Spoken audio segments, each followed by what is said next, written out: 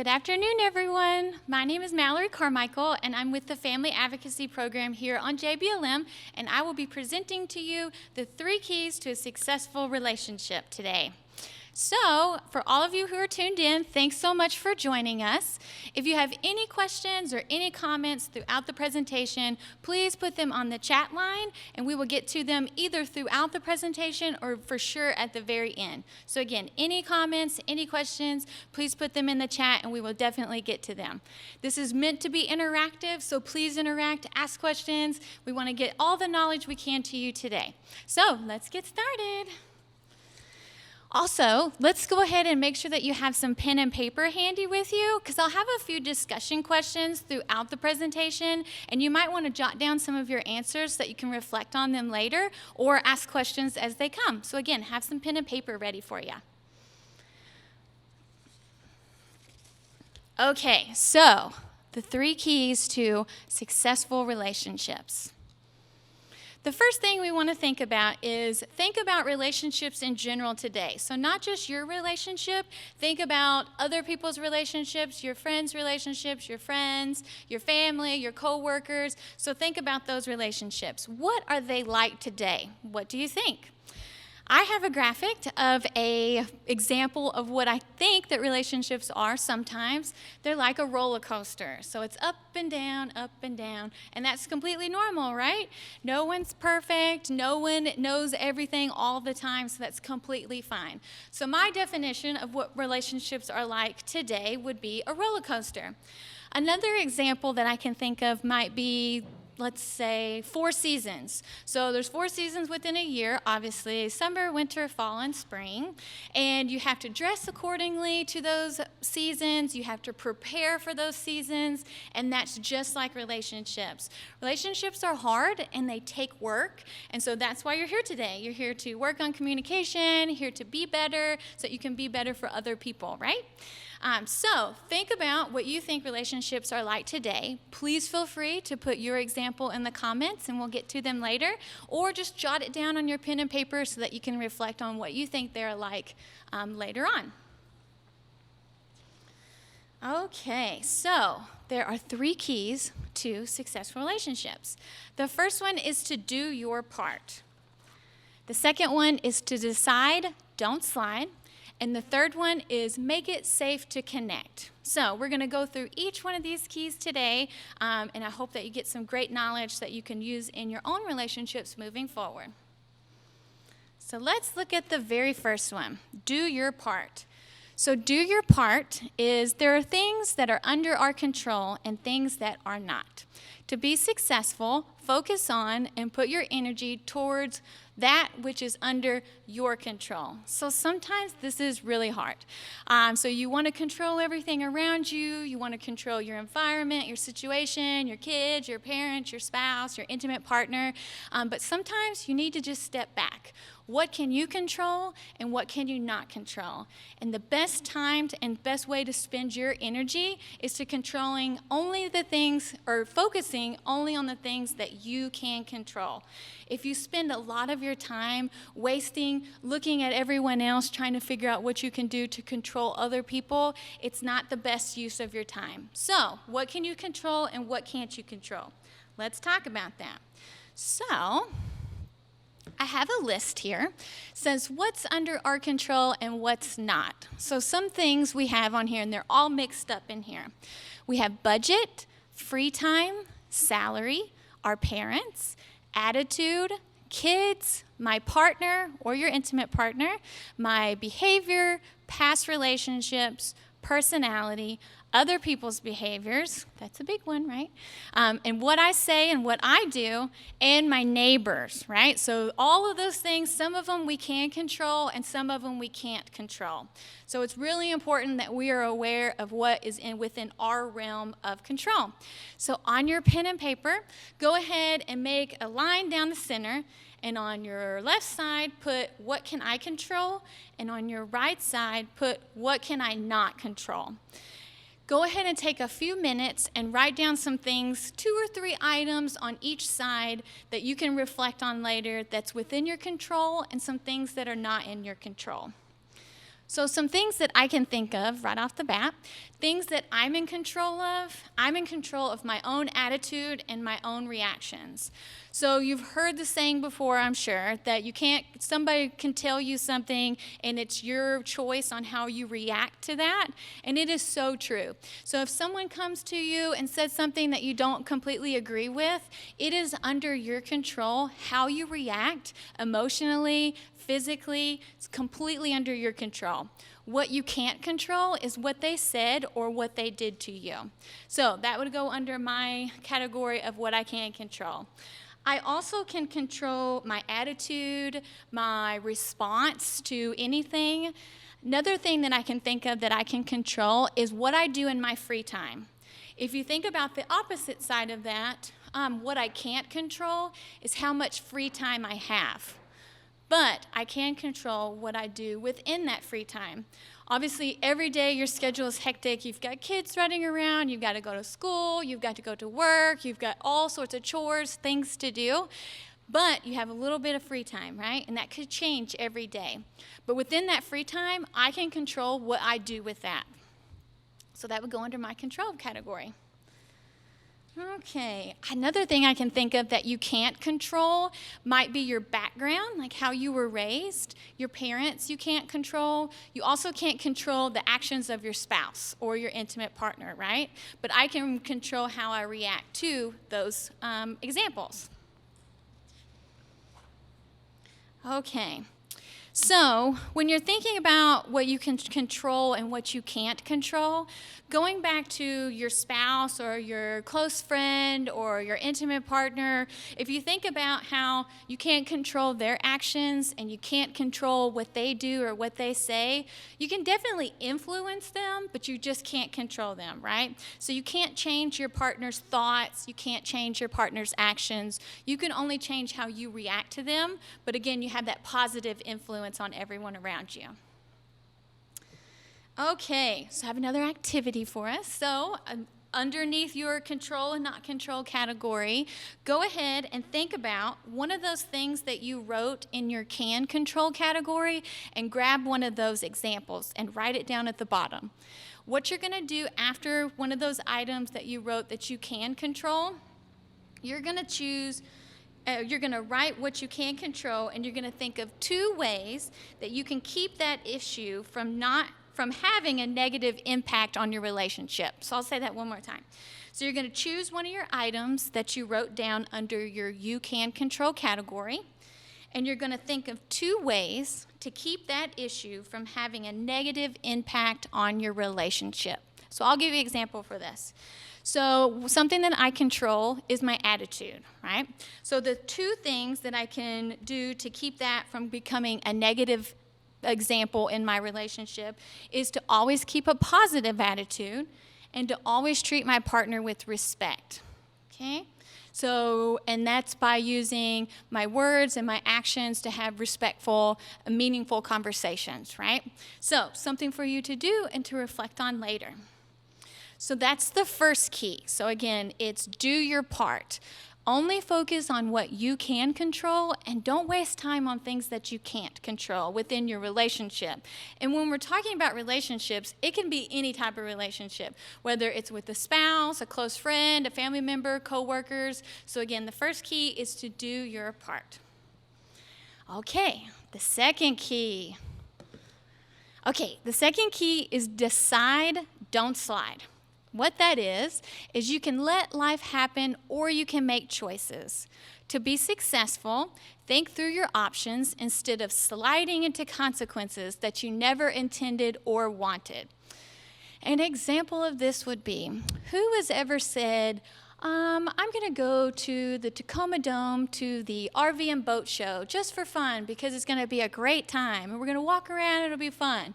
And then who is left with a RV or a boat? I'm sure most of you, maybe some of you have done that, but it's just a general example of not thinking through your choices and just sliding into something because it sounds really great at the time. When you're using this part of building a successful relationship, you're really thinking about your long-term goals as a relationship. So with your partner, what are things you want to use moving forward to make you both strong? And whatever decisions you make within that time, is it helping get that end goal? So that's really what we're thinking about here.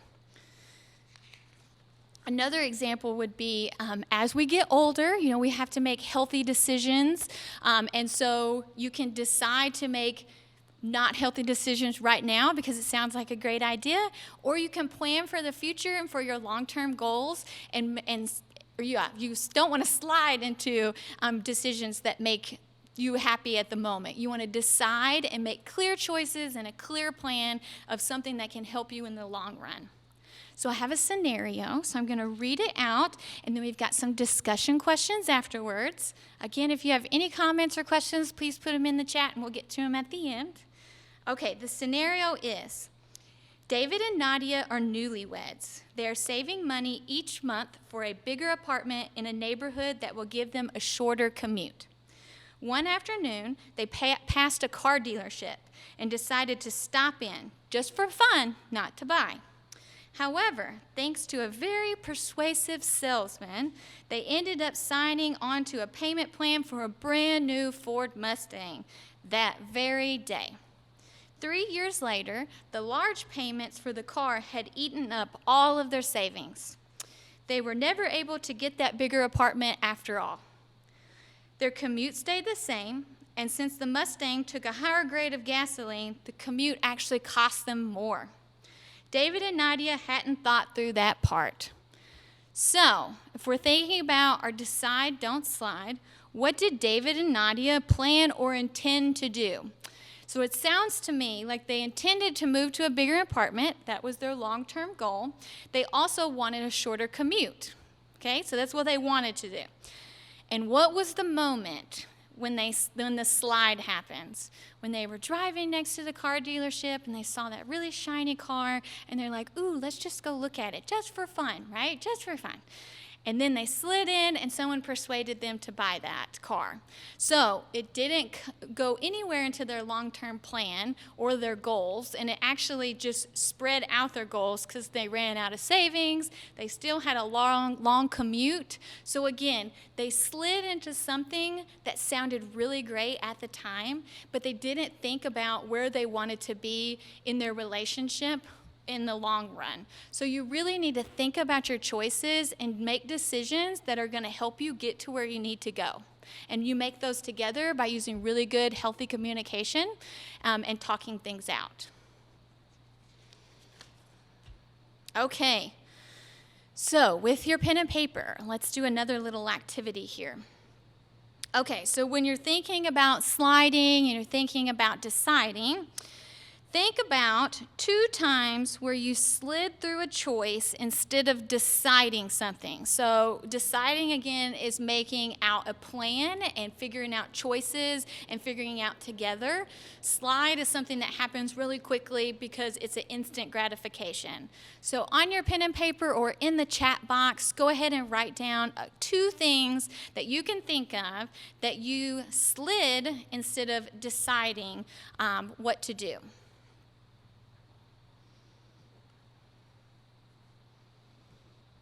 I know your paper's getting full by now, but we got a couple more things for you to do. Okay, so our first key was do your part, and again, that was focusing on what you can control and not wasting energy on things that you can't control. Our second key was decide, don't slide, so make those really great choices together and don't slide into decisions that sound really great at the time, but it puts you back when you're thinking about your goals moving forward. So the third key is make it safe to connect. So this one's really, really important, and there's 3 parts to this one. So safety is the foundation of all good relationships. Do what you can to help your mate experience physical, emotional, and commitment safety in your relationship. So let's go through those 3 types of safety. The first one is physically safe. Everyone deserves to have a relationship that is safe. You should feel safe in your relationship. Your partner should feel safe in your relationship. It should be a safe place for you to communicate and to be together. If you're not in a safe relationship, then please reach out. We have victim advocates that are available 24/7, and you can call them at 1-253-966-SAFE, and they can assist you 24/7. So again, if you are in an unsafe relationship or you know someone who's in an unsafe relationship, please give our victim advocates a call. Again, they're available 24/7. They can give you support and resources. And that number again is 253-966-SAFE. And SAFE is 7233. So the first part of Make It Safe to Connect is physical safety. So let's look at some examples. So I know some of you are probably like, I'm not in an unsafe relationship. But the reason why we have to bring this up is because a lot of people are in an unsafe relationship. So it's really important that we get these resources and information out so that they can get help. So I have a slide up that says signs of the greatest danger in a romantic relationship. So I'm going to read these out. If you're scared of your partner, if you feel afraid in your relationship, if you've been physically injured by your partner tries to control you, your partner tries to keep you from working or makes you dependent upon them, if your partner interferes with you going back to school, tracks you, who you talk with, threatens to hurt you or your children or your pets, threatens to hurt you or your children if you leave them, hyper jealous, hostile towards others, abusive, then expresses remorse, promises to change, but they don't. If they force you to have sex or do things that are not comfortable doing. If you have any of those signs within your relationship, you're in an unsafe relationship. And please give our victim advocates a call because we can assist you. The second part of a safe relationship is emotional safety. So emotional safety is, can you be yourself in your relationship? If you're really goofy at work and love to have fun and then you go home and you're not able to be that same person, then you might need to take a step back and take a look, because you should be able to be exactly who you are in your relationship at all times. So you want your partner or your family member to love you for who you are, right? So that's always the ultimate goal. So when you're thinking about emotional safety, you want it emotionally safe to connect with the partner in your relationship and be able to be, again, who you are.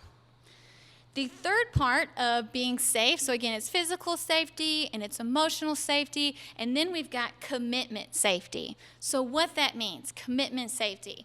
Are you going to be with this person for a long term? Can you make those long-term goals with them? If someone is always threatening that they're going to leave you, or if you don't do this, this is going to happen, then that is an unsafe relationship. You want someone who's going to be your partner and be with you to make those long-term goals, because that's really important. You want to be able to trust your partner and to have things to look forward to, and so you want to have that commitment safety.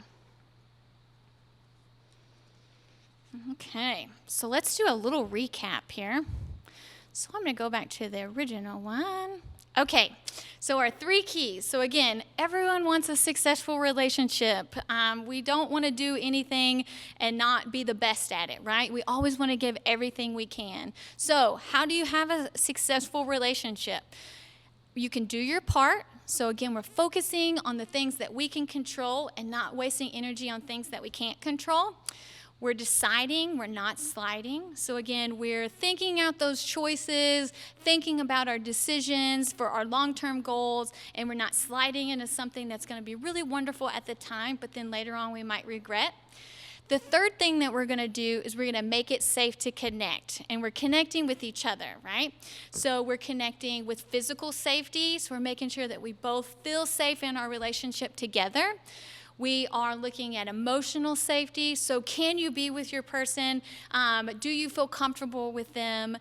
Can you be who you are naturally? And then you're looking at commitment safety. Can you see yourself with this person? Are you making long-term goals together as a couple? That is commitment safety. So those are our 3 keys. So what we're going to do is in the chat, we're going to go ahead and put in a list of resources. It's called Getting More Help. So if you're curious about getting more information on unsafe relationships or you want some more resources, please check out that chat bar. We'll have some more information there. And just Family Advocacy Program, I just want to kind of talk about some of the programs that we have for you all. So retirees, service members, family members, anyone can take our programs. We have virtual classes and in-person classes with, of course, social distancing. We offer all sorts of classes. So we have parenting classes, couples classes, children classes, teens classes, singles classes, basically anything. Couple of our classes, we have a really popular one. It's 5 Love Languages. I'm sure some of you have taken it before. We offer it for children, for singles, and for couples. So we have lots of options for you. We also have a class called Anger Control Training. We offer that for men and for women. And so it's an 8-week course that you can take to help figure out the anger and be able to manage it moving forward. We have some parenting classes as well. If you haven't heard of New Parent Support Program, it is an amazing program that comes with family advocacy. If you have a kiddo between the ages of 0 and 3, you can be within the program. We have licensed family therapists. We have registered nurses on staff, and they do virtual visits with you. So say you're potty training a child and you need a little bit more assistance, they can help you with that. Maybe you're transitioning from a crib to a big bed, they can help you with that as well. They have baby boot camp for moms, baby boot camp for dads. 1, 2, 3 Magic is a great alternative discipline class. Again, these are all free for you as well. And then, of course, our third program would be the Victim Advocates. And again, they're available 24/7. So if you need some resources or some support, please give them a call. Our Family Advocacy general phone number is 253-967-5901. And you can call that number during regular business hours, and you can get a hold of us Family Advocacy Program Specialists if you have any questions about signing up for any of our classes or if you're looking for some other support or resources.